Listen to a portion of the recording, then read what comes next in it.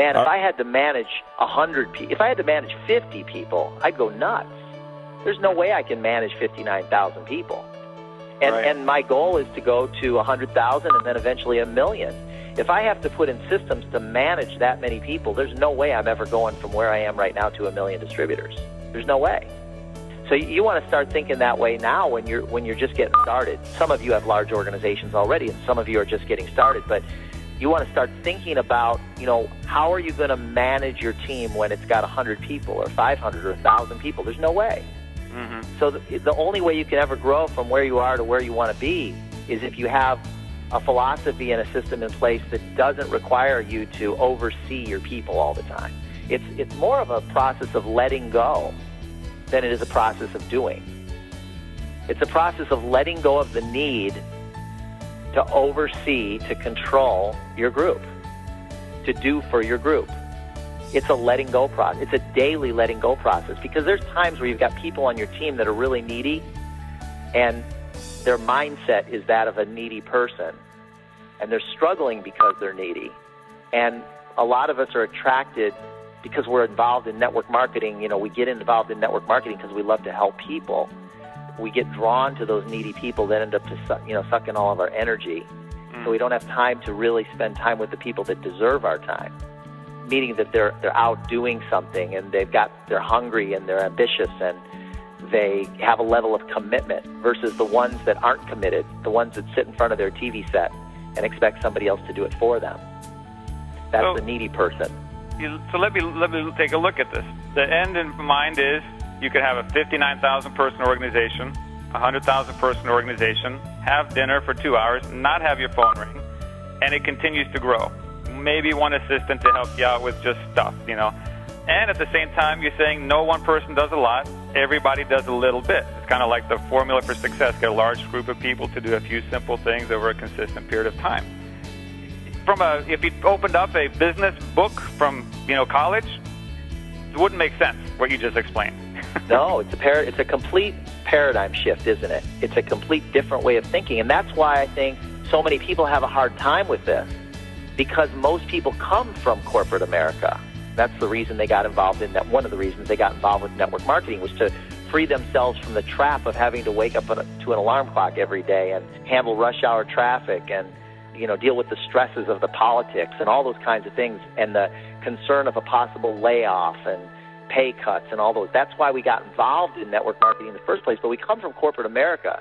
And in corporate America, in order for us to keep our jobs, we need to look important. And to look important, we need to be busy, right? That's how so we have to create things. So I was involved in it for 17 years. I worked in a corporation, different corporations, but one of them for 10 years. And I can remember when my boss would walk by my door or my cubicle for many years, I can remember thinking to myself, I better look busy, because if I'm not busy, he may want to get rid of me, right?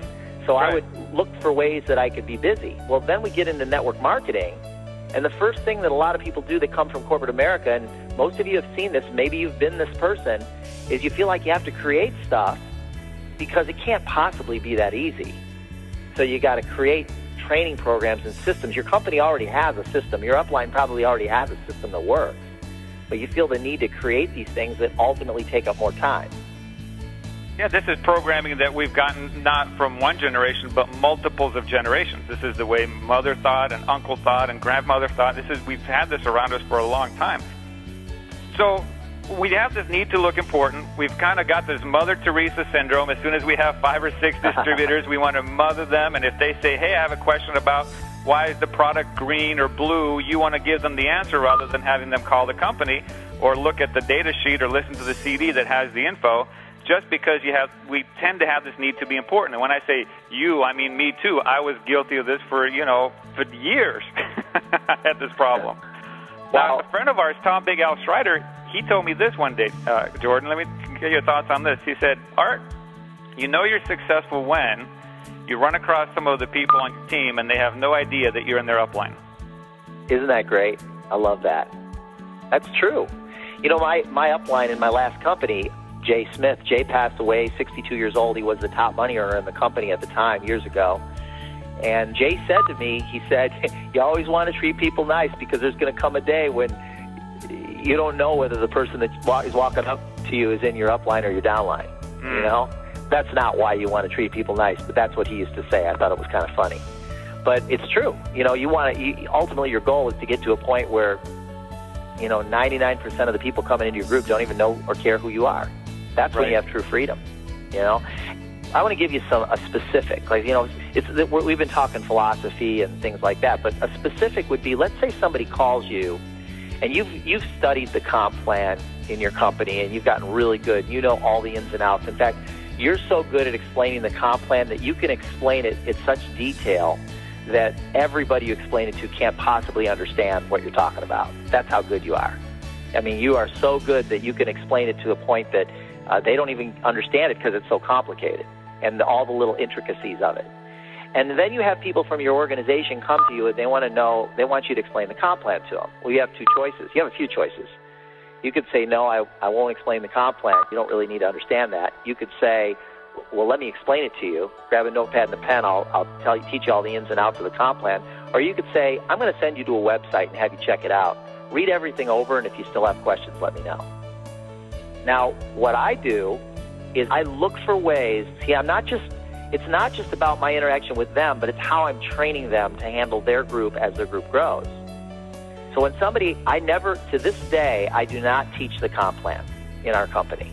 I've never taught the comp plan, and it's been 6 years now, and I've never once taught our compensation plan. Now, other leaders at other network marketing companies would cringe if they heard that. And even new distributors cringe when they hear that because they want to know the comp plan. They want to know, how do you make money? And this is what I explain to somebody. I say, you know what? When you first are getting started, the only thing you need to know is how to get your money back. I want to keep it really simple. It's almost like if you go into a dojo and you say, I want to become a third-degree black belt. Well, they're not going to teach you how to become a third-degree black belt. That would blow your mind. You'd get all twisted up in knots, and you'd probably quit before you even got started. You walk into a dojo and you say, I want to be a third-degree black belt. They may talk to you a little bit about the benefits of being a third-degree black belt, but what they will say is, first thing we got to do is master your kicks and your punches. And then they'll tell you about different books you can read or videos that you can watch. But so what I do in my business, when somebody comes to me and wants to know all about the compensation plan, I just send them to the website. And I say, read it over. If you have any questions, let me know. Usually that's all they need. They get whatever they need from it. But I also explain that my job is to first help get their money back, because none of the other stuff matters. It doesn't matter how they're going to get their third promotion until they've gotten their first check. You know, master the kicks and the punches.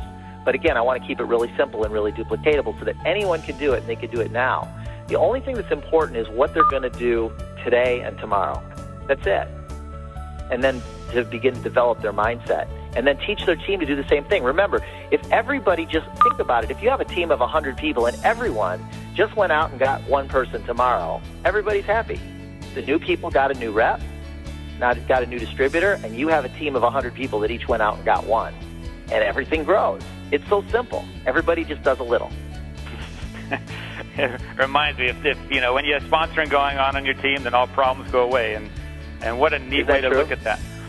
Now, of course, I could just imagine somebody listening to this saying, oh, yeah, Jordan, that sounds great. Everybody go get one. But is that how it really works?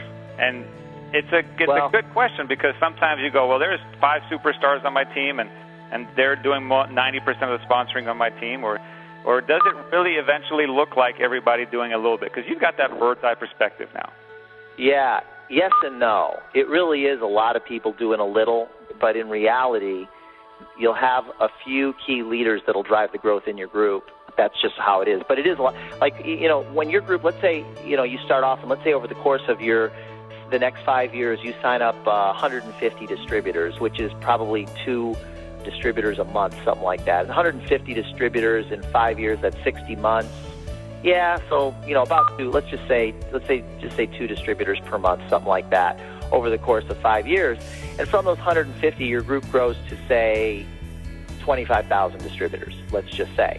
Well, in reality, what will happen is, of those 25,000, 10% of them will each bring in one person that month.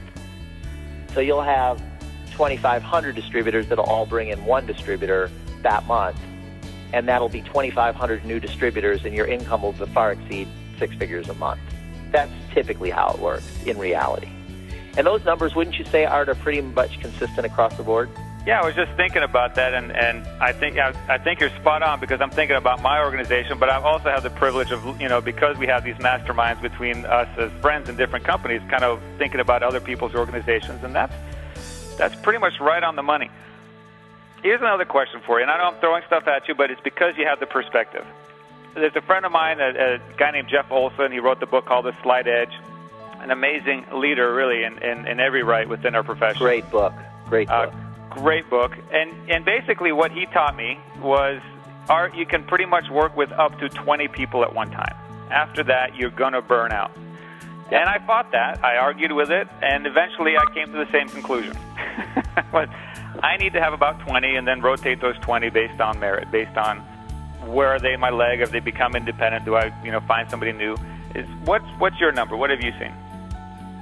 Yeah, 20 is actually a pretty high number, but there's a point where you'll, especially if you've got other, most of us have other responsibilities, other commitments, family, things like that, and we also want to enjoy our lives. I mean, we don't want to have to work all the time, and there's a threshold that we all have, and I've seen it. I've seen people with 25, 30 people in their group that quit because of burnout, and the reason they quit is they're like, this is too hard. I cannot possibly answer all the questions of even my 30 people. How am I going to handle 100 or 500?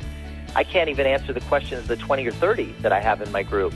And I've got my family, I've got my job, and how am I going to possibly grow a group to any bigger than this? So if you're running your business that way, it's just not going to work. I personally, I've got a lot of friends that I talk to on a regular basis, but they don't really need me in the business. I'm usually getting new people started all the time. I honestly, the people that I'm actually working with are usually my newer people that I just personally signed up.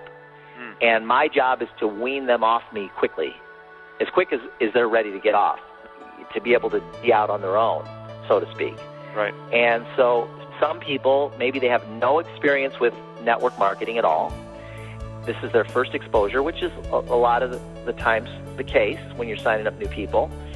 And so I'm going to have to spend a little more time. I need to teach them the intricacies of my company, and then I need to teach them some of the basics of network marketing. A lot of times I won't teach them. I'll have them read things, and that's even a test.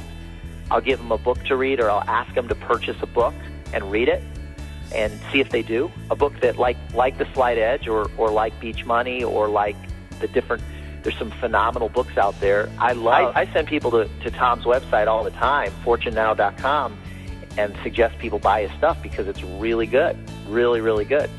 Things like the Mastermind series and the event that we're having. I encourage people to get involved in those things. But see, I can accomplish more I try and use the tools that are available to me to create leverage for myself.